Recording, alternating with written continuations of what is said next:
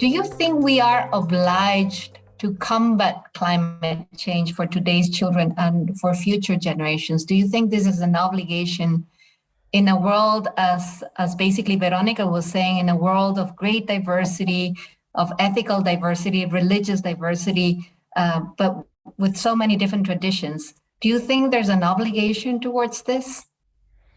Morally speaking, yes, I do. And actually, I think it's I think it's morally pretty basic. I mean, I think we can think about this in two ways, right? We can think about the obligations that we have just as human beings to the next generation, and we can think about the responsibilities that we have as parents.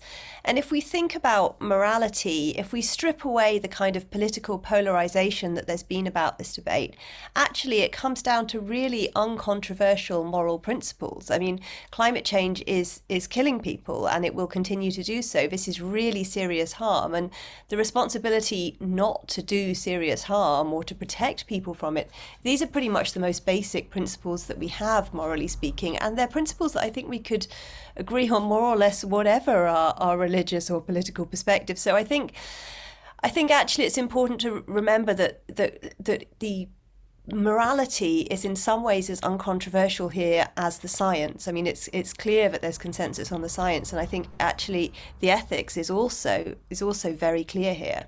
But another way we can think about it is, look, these are our own children. So I'm speaking as a parent. We have duties that we owe our own children. We have responsibilities because we brought them into the world. We made commitments to them. And if we're going to take seriously protecting these vulnerable people whom we love, then we have to take seriously protecting them from this huge threat. I mean, otherwise, to use a slightly overused analogy, we're essentially reading bedtime stories in a house that's burning down if we're doing all these other things for our children and not trying to protect them from climate change. So yes, I think there is this moral obligation, definitely.